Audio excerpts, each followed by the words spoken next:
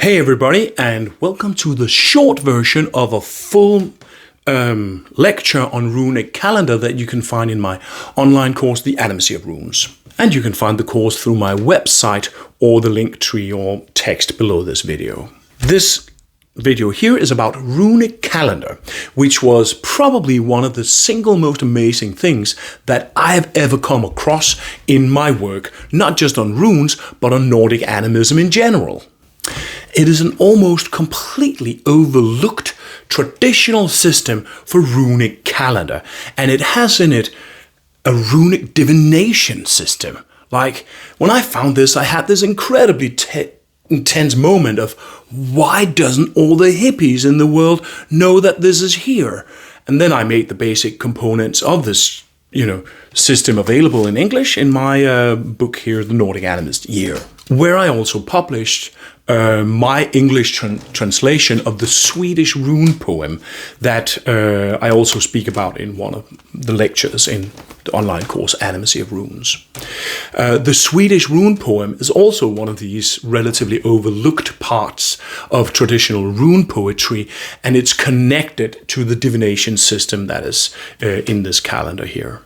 So it's weird that so few contemporary spiritual seekers bent towards Nordic heritage have had an interest in the Swedish rune poems and the runic calendar, because it's part of traditional runic culture and there is a divination system connected to it. And divination is a thing that has had huge interest among neo-pagans, but nobody seemed to really be aware that there is a traditional runic divination system that has been transmitted at least into the 17th century.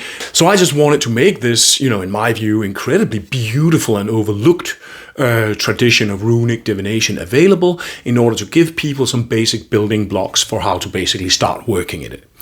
Cool. A runic calendar has two lines. One that represents the solar year and one that represents the cycle of the moon.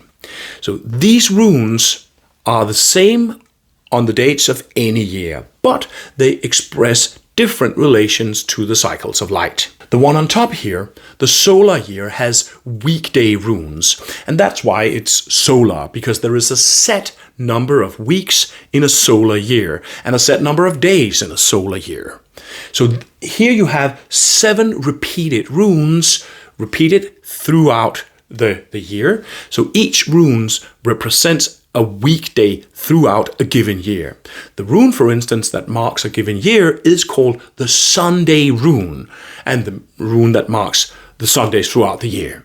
This weekday calendar here, it has roots in a medieval week year reckoning, which was a thing in Iceland. And it's possibly alluded to as early as in the foundation of the Althing in Iceland, already in the Viking Age. The bottom line of runes here is called the Tungal rhyme, the moon rhyme, whose runes are golden numbers that represent the times where new moon will land in a given year. So these runes represent the cycle of the moon in any given year, and the anchor of this is that rune that marks the new moon. For instance, here in 2025, where I'm making this video here, it is the Tyr rune that marks the new moons throughout this year. So on the Wheel of Seasons design here that you see here, the ringstaff tapestry that you can find in the web shop, I also have these interior circles here, and they are keys for how to read the calendar. And I'm just going to explain that a little bit so you know a little bit what that is about. In traditional calendar, you typically find this circle here, and it just basically shows the runes that represent the golden numbers here, right? And thereby, you know how to read that calendar out here. The inner circles here, you find the runes that represent the Sundays in a given year, and so it gives you the Sunday rune, and thereby the anchor for the week calendar. Cool, so I'm just going to go through these elements one by one, and I'm going to start by the top line here. It basically has the 7 runes repeated throughout the year. This means that in a given year, one of these runes will mark a weekday throughout the year.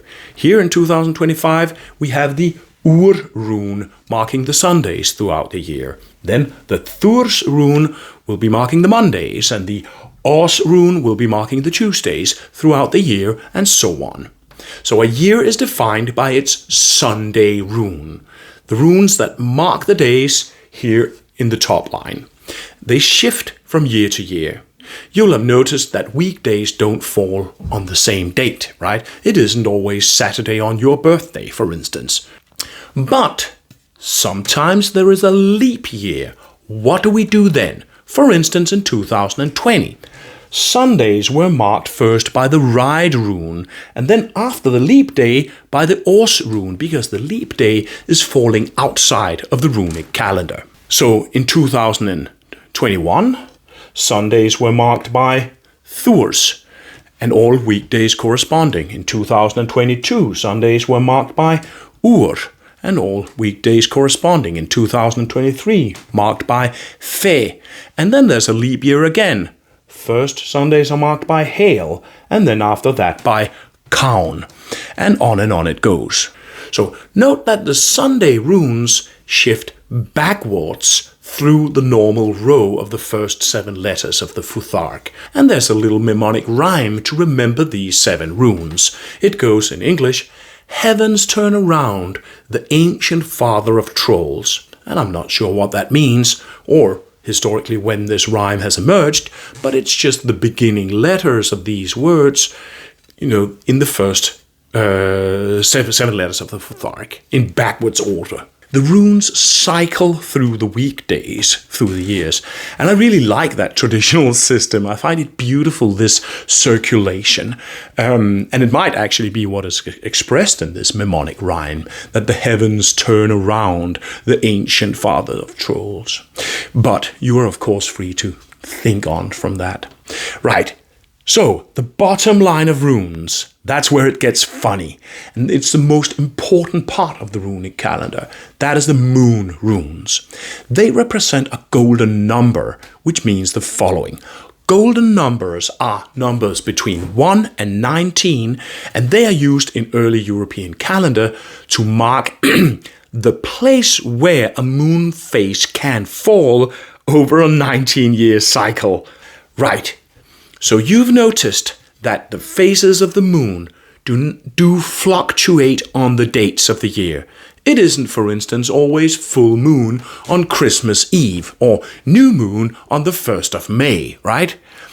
The cycle of the moon does not follow the dates. However, this fluctuation of the moon isn't just random. It repeats itself in cycles of 19 years. So this line here of 19 runes, they all show a day that will mark the new moon at some point during this 19-year cycle. So you could say that each rune represents one specific moon phase for any given year, but it predicts a different moon phase for any year. So over a cycle of 19 years, all the moon phases will correspond to the same dates again. Let me give you an example.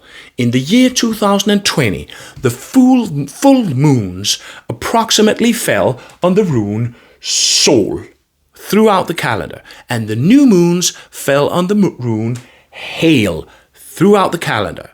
Then the moon phases fall on other days the following year, and other days the year after that, and so on. But 19 years later, in the year 2039, the moon phases will again fit on those same dates as they did 19 years ago in 2020.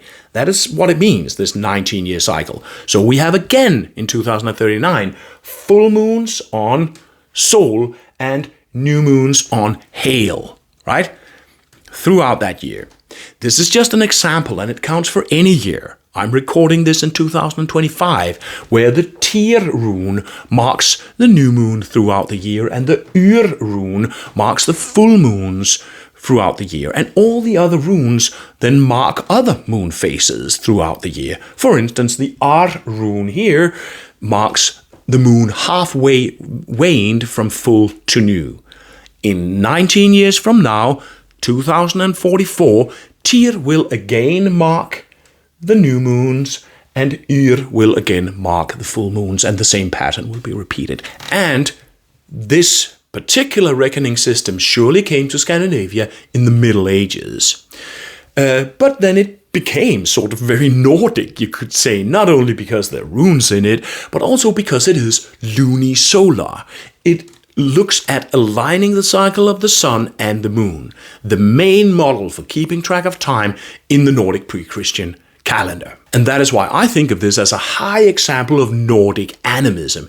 This is not in this form an ancient prehistoric calendar, which was always like this, and you could go deep into the Iron Age and find it. No, it's not like this. Is only in the Middle Ages it came. This is a transformational way of reinventing and transforming that ancient heathen lunisolar calendar into a new age. And in Sweden particularly, this kind of calendar really became a thing. They were frequently combined with the primstav marks that mark the holidays of the solar year. Right, so back to the golden numbers, the moon runes here. I'm not letting you go yet.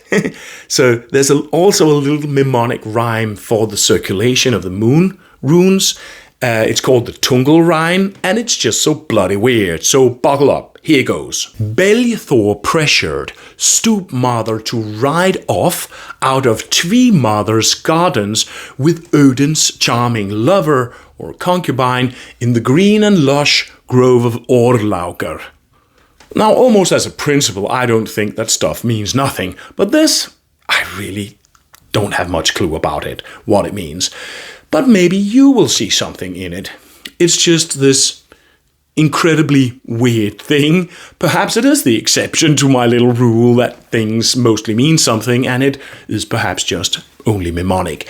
But if you're interested in it, you can stop the video and take a look at this little infographic that I sort of made about this. It's a little bit like a weird shit infographic. Now, here comes a question. Does all these runes mean something, or are they just a way of counting? And sometimes you'll hear people trying to make that distinction. That was this a way of counting, keeping track of time, or was it something magic or divinatory? Was there meaning in it? Can't be those two things simultaneously. Well, yes, they actually totally can. Because here's the thing. We should not project our own idea that, for instance, spiritual stuff has to be strictly insulated from mundane secular affairs onto people in the past, because people in the past just weren't like that in many cultural contexts. And this is actually very explicit in this Swedish rune poem, where every rune is followed by this little omen. We are told that the ice rune gives us an ice-cold winter, that the or year rune gives us all good things, that the soul rune gives us a windy year, and so on and so forth. So the divinatory thinking was totally there, and the runes express how moon cycles influences human life. And it's difficult to know how far back that particular system has gone through history, and also how much it would, project through the calendar. But the point is that it was there. And I think of it as at least as an open door into a more pervasive way of thinking with runes as patterns of creation. We can certainly dialogue with this as a comprehensive system of cyclical meanings. Runes expressing how the moon cycle influencing human life.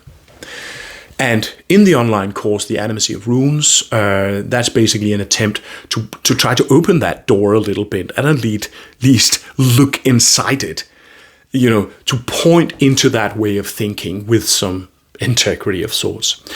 So you can check out that course if you're interested in learning more about runes, and you can find the full lecture, which is about 40 minutes, on Runic calendar in that course.